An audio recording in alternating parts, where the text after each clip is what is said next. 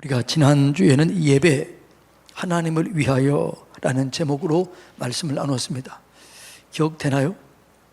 네. 하나님은 예배자를 찾는다라고 말했습니다. 그리고 예배자를 찾아서 하나님의 영광을 나타내시는 거죠. 그래서 예배는 구약의 제사에서부터 시작이 되었습니다. 제사는 하나님께 드리는 거고 올리는 것이라고 그랬습니다. 그런데 하나님이 받으시는 예배, 제사는 하나님을 위하여 드려지는 예배라고 그랬습니다. 나를 위해서가 아니고 하나님을 위하여 드려질 때 그 예배가 올려지게 되고 또 하나님이 받으시고 영광을 나타내시는 것이죠. 여러분, 그런데 예배가 올려지게 되면 반드시 영광이 임하게 되어 있습니다. 그러니까 우리의 예배가 온전히 하나님께 올려지면 영광이 임해요. 이것이 영적인 원리예요.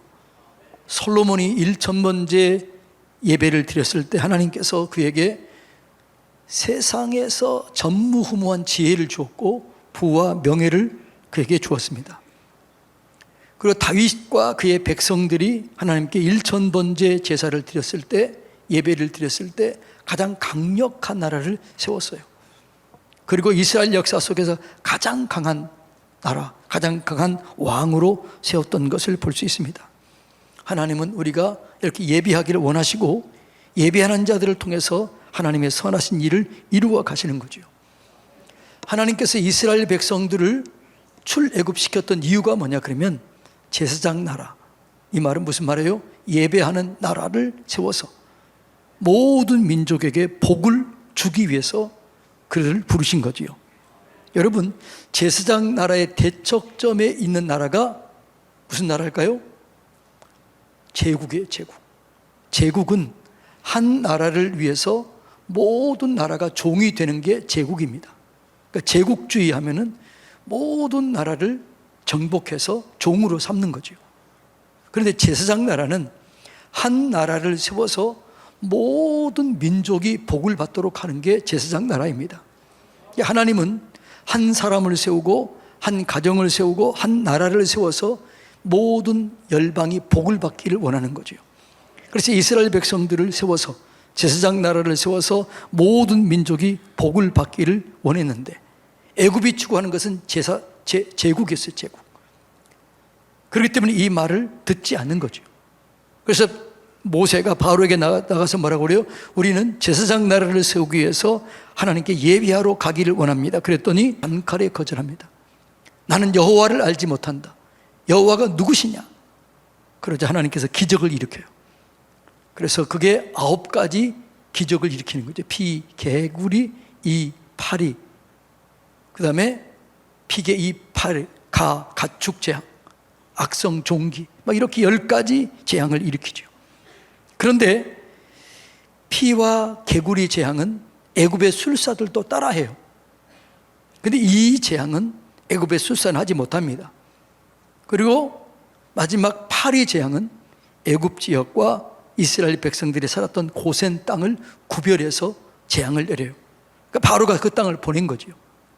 그러자 같은 나라인데 고센 땅은 한 개도 피해가 없는 거예요. 애굽만 있는 거죠. 그래서 그 술객들이 뭐라고 그래요? 우리가 이러다 죽습니다. 보내십시오. 그렇게 얘기하자 바로가 타협을 해요. 예배를 드릴 때 온전한 예배를 드리지 못하도록 타협점을 구해오는데 그 타협하는 것이 출애굽기에 자세히 나와 있습니다. 여러분, 오늘도 사단은 우리가 온전한 예배를 드리지 못하고 그냥 대충 형식적인 예배를 드리기를 원하는 거예요.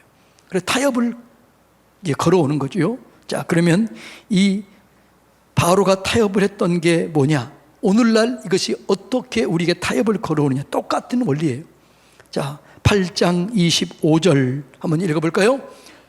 바로가 모세와 아론을 불러 이르되 너희는 가서 이 땅에서 너희 하나님께 제사를 드리라. 이제는 뭐라고요? 제사를 드려도 좋다. 예배를 드려도 좋다. 그런데 어디서 드리라고요? 이 땅에서 드리라. 근데 구약에서 제사는 반드시 어디서 드려야 돼요? 하나님이 이름을 두시려고 택하신 장소. 아무나 드리면 안 돼요. 하나님이 이름을 두시려고 택하신 장소, 거기서 예배를 드려야 돼요. 자, 신명기 12장 5절 6절 한번 읽어볼까요?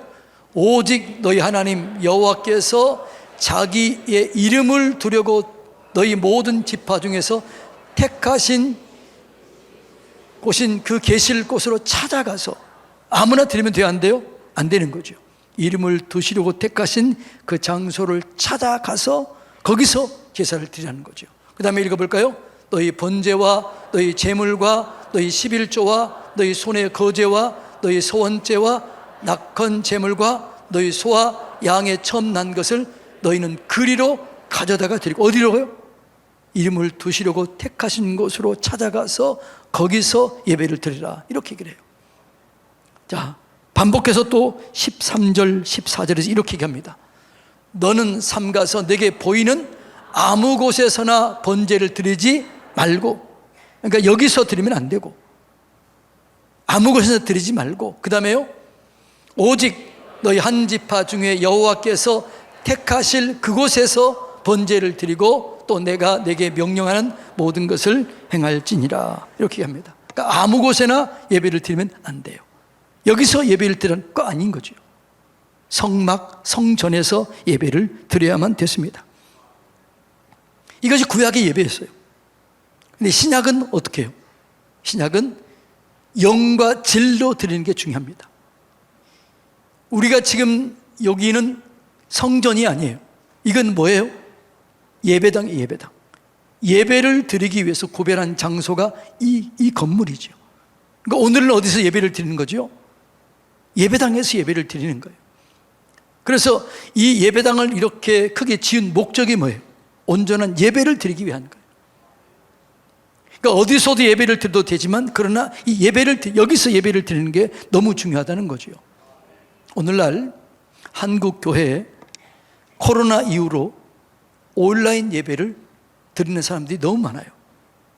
온라인 예배를 드린다는 것은 뭐냐? 자기 중심적으로, 내 편하게 아무나 예배를 드리면 되지, 이렇게 드리는 사람들이 너무 많은 거죠.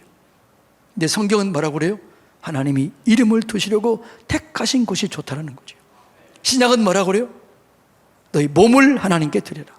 어떻게 드리느냐? 자, 로마서 12장 1절 2절 읽어볼까요? 형제들아, 내가 하나님의 모든 자비하심으로 너희를 권하노니 너희 몸을 하나님이 기뻐하시는 거룩한 산 제물로 드리라. 이는 너희가 드릴 영적 예배니라. 이제는 뭐라고요? 우리의 몸을 하나님께 드리라는 거죠. 그 몸을 드리는데 어떻게 드려요? 2절 읽어볼까요? 너희는 이 세대를 본받지 말고 오직 마음을 새롭게 함으로 변화를 받아 하나님의 선하시고 기뻐하시고 온전한 뜻이 무엇인지 분별해서 예배를 드리라는 거죠. 내가 어디서 예배를 드리는 것이 선한 것이고, 어디서 예배를 드리는 것이 귀한 것이고, 어떻게 예배를 드리는 것이 진짜 주님이 받음직한 예배인가, 이걸 생각하라는 거죠. 그리고 예배를 드려야 될 줄로 믿습니다. 그리고 우리는 그냥 예배를 드리는 것이 아니라 자녀의 신분을 가지고 드리는 거죠. 이제는 우리는 새로운 존재로 드려야 됩니다. 내가 옛날 그 습관 그대로, 내가 죄인 상태 그대로 드리는 게 아니에요. 내가 변화되어서 하나님의 자녀의 신분으로 드리는 거죠. 자, 고린도후서 5장 17절 읽어볼까요? 그런즉 누구든지 그리스도 안에 있으면 새로운 피조물이라. 이전 것은 지나갔으니 보라 새 것이 되었도다. 이제 어떤 마음으로 예배를 드려야 돼요? 새로운 마음, 자녀의 신분을 가지고 드리는 거죠. 옛날 하던 그 습관, 그 죄를 버리고 끊어버리고 드리라는 거죠. 그 예배가 주님이 받으시는 예배요, 주님께 하는 게 주님께서 또 영광을 받는 예배인 줄로 믿습니다. 그래서 우리는요, 아무 데서나 아무렇게 내 예배를 드리면 안 돼요. 내 좋을 대로, 내 생각대로 드리면 안 돼요. 하나님의 말씀을 따라서 하나님의 선하시고 기뻐하시고 온전하신 뜻이 무엇인지 이걸 알고 그렇게 예배를 드릴 때 그 예배를 주님이 받아주실 줄로 믿습니다. 그래서 바로가 모세에게 이 땅에서 예배를 드리라 그랬더니 우리는 그렇게 할 수 없다, 거부해요. 그래서 또 기적을 일으키자 이제 두 번째 타협을 걸어와요. 그 두 번째 타협이 뭐냐? 출애굽기 8장 28절 한번 읽어볼까요? 바로가 이르되 내가 너희를 보내리니 너희가 너희 하나님 여호와께 광야에서 제사를 드릴 것이니라. 그런데 너무 멀리 가지는 마라. 뭐라고요? 너무 멀리 가지는 마라. 가긴 가되 뭐라고요? 너무 멀리 가지는 마라. 자, 요즘에는 이 말을 약간 사탄이 비틀어요. 이렇게 얘기를 해요. 너무 깊이 빠지지 마라. 신앙생활 해도 좋다, 교회 가도 좋다, 믿어도 좋다. 그런데 뭐라고요? 너무 깊이 빠지지 마라. 이런 얘기 가끔 들어요, 안 들어요? 무슨 주일 한 번만 가면 되지. 주일 오후 예배, 수요 예배, 금요 심야기도, 새벽 예배, 이게 누구의 소리라고요? 사단의 소리예요. 여러분 가만히 보세요. 여러분들이 예배 시간에 예배를 안 드리면 뭘 하고 있어요? 그게 하나님께 영광 돌리는 시간이 아니에요. 다른 짓 하고 있는 거죠. 어쩌면 죄 짓고 있는 그 자리에 있는 거죠. 여러분, 믿음은 깊이 들어가야 될 줄로 믿습니다. 말씀의 세계, 기도의 세계, 믿음의 세계에 깊이 들어가야 돼요. 여러분, 예배는 하나님과 친밀함을 갖는 시간이에요. 대충 예배 드려서는 친밀함을 누리지 못해요. 온 마음과 뜻과 정성을 다해서 드려야 그 예배를 주님이 받아주실 줄로 믿습니다. 그러니까 사단은 끊임없이 얘기해요. 너무 깊이 빠지지 마. 그때 모세가 뭐라고 그래요? 우리는 온전한 예배를 드릴 것이다. 그랬더니 세 번째 타협을 걸어와요. 그 세 번째 타협이 뭐냐? 출애굽기 10장 10절로 11절 한번 읽어볼까요?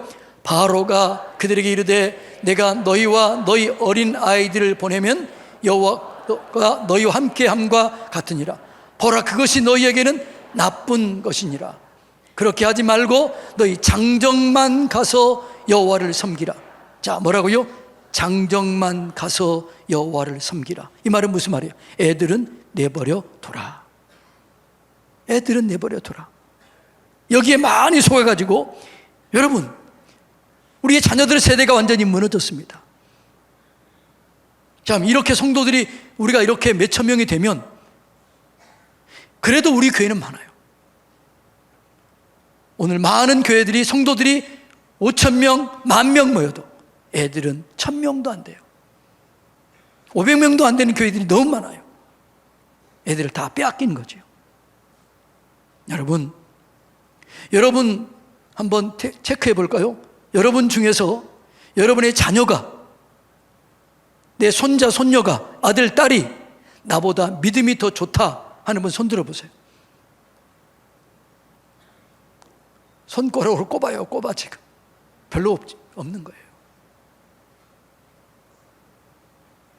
그러면 다음 세대가 없어지는 거죠. 다음 세대가 아니라 다른 세대로 변해버리는 거예요. 사사기서 2장 10절 한번 읽어볼까요? 그 세대의 사람도 다 그 조상들에게 돌아갔고 그 후에 일어난 다른 세대, 다음 세대가 아니고 다른 세대가 돼버린 거죠. 다른 세대는 여호와를 알지 못하며 여호와께서 이스라엘을 위하여 행하신 일도 알지 못하였더라. 이게 다른 세대가 돼버리는 거죠. 여러분, 우리의 자녀들에게 믿음을 잘 세워줘야 될 줄로 믿습니다. 믿음의 유산을 남겨줘야 될 줄로 믿습니다. 자녀들의 참 주인이 누구인가? 참 부모가 누구인가? 그걸 가르쳐줘야 돼요. 너의 참 주인은 하나님이시다. 너의 참 부모는 하나님이시다. 여러분의 자녀들이 여러분 자녀들에게 하나님이 주인인 것을 알고 그 믿음을 심어주시기를 축복합니다. 주님이 도와주셔야 인생이 열려지게 되는 것이지요. 시편 127편 1절 다 같이 읽어볼까요? 집을 세우지 아니하시면 세우는 자의 수고가 헛되며 여호와께서 성을 지키지 아니하시면 파수꾼의 깨어있음이 헛되도다. 여호와께서 지켜주지 않으면 헛되는 거예요. 하나님이 여러분의 자녀를 지켜주지 않으면 헛되는 거예요. 공부를 아무리 잘해도 좋은 대학을 가도 하나님이 지켜주지 않으면 안 되는 거예요. 하나님이 인생의 주관자이신 줄로 믿습니다. 그걸 자녀들에게 가르쳐줘야 돼요. 아들아, 딸아, 너의 참 주인 하나님이시다. 여러분, 인생은 심은 대로 거두게 돼 있어요. 심은 씨앗대로, 씨앗 종류대로 심은 대로 걷잖아요. 이게 원리예요. 양대로 거둬요. 근데 제가 늘 얘기했잖아요. 그런데 심지 않고도 거두는 원리가 하나 있다. 여러분이 심지 않았는데도 자녀들이 거두게 하는 법이 있어요. 그게 뭐냐? 이스라엘 백성들의 쉐마예요. 쉐마, 이스라엘이여 들으라. 이걸 주님이 강조해서 얘기하는 거죠. 심지 않고도 거두는 원리가 하나 있는데 이스라엘이여 들으라. 자, 뭘까요? 신명기 6장 4절 5절 다 같이 읽습니다. 이스라엘아 들으라. 우리 하나님 여호와는 오직 유일한 여호와이시니 너는 마음을 다하고 뜻을 다하고 힘을 다하여 내 하나님 여호와를 사랑하라. 이스라엘아 들으라. 너희 자녀들이 마음을 다하고 뜻을 다하고 힘을 다하여 하나님을 사랑하게 하라. 그러면 어떻게 돼요? 심지 않은 걸 거두게 하는 거예요. 자, 볼까요? 10절 11절 다 같이 읽습니다. 내 하나님 여호와께서 내 조상 아브라함과 이삭과 야곱을 향하여 내게 주리라 맹세하신 땅으로 너를 들어가게 하시고 내가 건축하지 아니한 크고 아름다운 성읍을 얻게 하시며 내가 채우지 아니한 아름다운 물건이 가득한 집을 얻게 하시며 내가 파지 아니한 우물을 차지하게 하시며 내가 심지 아니한 포도원과 감람나무를 차지하게 해서 너를 배부르게 할 것이다. 자, 내가 세우지 아니한 성읍, 내가 채우지 아니한 물건이 가득한 집, 파지 아니한 우물, 심지 아니한 과일나무를 먹게 한다는 거예요. 어떻게 하면요? 하나님을 사랑하면, 하나님을 의지하면, 하나님께 맡기면 이렇게 된다는 거죠. 여러분, 여러분의 자녀들에게 하나님의 믿음을 심어주시기 바랍니다. 그래서 사단이 방해하는 거죠. 애들은 내버려 두라. 노 해야 돼. 이렇게 타협을 걸어왔을 때 모세가 노 해요. 그래서 네 번째 타협을 걸어와요. 그 네 번째 타협점이 뭐냐? 10장 24절 한번 읽어볼까요? 바로가 모세를 불러서 이르되 너희는 가서 여호와를 섬기되 너희 양과 소는 머물러 두고 너희 어린 것들은 너희와 함께 갈지니라. 이제는 뭐라고 그래요? 애 데리고 가도 좋다. 뭘 하지 말라는 거지요? 양과 소는 내버려 두라. 양과 소는 뭐예요? 제사 드릴 때 중요한 제물이었습니다. 양과 소는 그 당시에 물질이었습니다. 물물 교환 시대였기 때문에 물질이었어요. 물질. 봉사해도 좋다, 헌신해도 좋다, 시간 나눠도 좋다, 또 온 가정이 믿어도 좋다. 그런데 물질은 헌신하지 마라. 여러분, 많은 사람 여기에 속습니다. 하나님께서 얘기해요. 너희가 주님 전에 나올 때는 뭐라고요? 빈손으로 나오지 마라. 왜 빈손으로 나오지 말라고 그래요? 두 가지 때문에요. 하나는 뭐냐 그러면 물질이 있는 곳에 내 마음이 있기 때문이라는 거죠. 내 마음을 달라. 여러분, 마음을 주님께 드리시기를 축복합니다. 그러니까 물질이 있는 곳에 거기 있는 거예요. 여기에 많은 사람들이 속아요. 하나님께 드리는 거 아까워요. 여러분, 믿음이 진짜 견고하게 세워지게 되면 물질 드리는 것이 기쁩니다. 즐겁습니다. 행복합니다. 와, 내가 어떻게 이렇게 드릴 수 있었지? 다윗이 여러분 성전 건축을 위해서 예물을 준비해요. 그런데 우리 성경 공부 시간에요, 오빌의 금 3,000달란트를 드렸다는 거예요. 요즘에 계산해 봤더니 3조 들어가. 3조. 또 놀라지도 않아요. 3조를 드린 거예요. 그러면서 이렇게 합니다. 하나님, 내가 어떻게 이렇게 드릴 수 있는 마음을 주셨습니까? 어떻게 드릴 수 있는 믿음을 주었습니까? 기쁨으로 드린 거예요. 여러분, 예물의 노예가 되지 말고 기쁨으로 물질을 드릴 수 있다면 여러분의 믿음은 그때 더 이상 흔들리지 않게 될 줄로 믿습니다. 왜 물질을 드리려고 그러느냐? 물질은 심은 거예요. 물질에 복을 주시기 위한 것입니다. 심은 씨앗대로 거두어요. 많이 심는 자는 많이 거두고 적게 심는 자는 적게 거둔다 하는 말이로다. 인색함으로나 억지로 하지 말지니 하나님은 즐겨내는 자를 사랑하시느니라. 여러분, 제가 헌금 기도할 때마다 성경을 인용하는 구절이 있어요. 그 구절이 뭐예요? 여호와를 기억하라. 그가 내게 재물 얻을 능력을 주셨습니다. 오늘도 그 성경 구절 인용했잖아요. 왜 내가 이 성경 구절을 인용할까요? 누구 한 사람이라도 이 말씀을 믿음으로 취하고 믿음으로 받아서 사업장, 직장, 일터에 이 영광을 경험하고 간증하라는 거예요.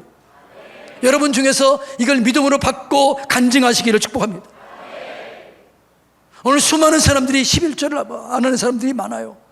온전한 예배를 드리지 못하는 사람들이 많아요. 그런데 여러분, 오늘 우리가 이렇게 잘 사는 이유는 우리의 선조들, 우리의 조상들은 굶으면서도 11조 드렸어요. 그게 우리 조상들의 간증이에요. 그래서 오늘 이렇게 잘 사는 거예요. 오늘 우리들은 그렇지 않아요. 옛날 다 그랬잖아요.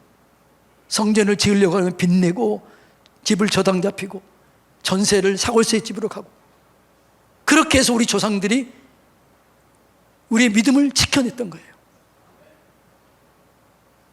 그리고 오늘 이렇게 나라가 잘 된 거예요. 이것을 잊어서는 안 됩니다. 우리가 이런 믿음을 다시 회복해야 될 줄로 믿습니다. 하나님께서 가난해서 부족해서 달라고 그러는 게 아니에요. 마음을 다오. 믿음으로 심어서 열매를 맺으라는 거죠. 이 믿음을 가지시기를 주님의 이름으로 축복합니다. 재물 얻을 능력을 가지시기를 바랍니다.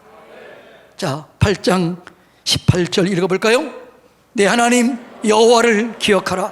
그가 내게 재물 얻을 능력을 주셨습니다. 이같이 하심은 내 조상들에게 맹세하신 언약을 오늘과 같이 이루려 하심이니라. 맹세한데, 아니 맹세했어요. 너희 11조를 드려봐라. 창고에 쌓을 것이 없도록 넘치도록 붓지 아니하나 보라. 내게 돌아오라. 감사를 해봐라.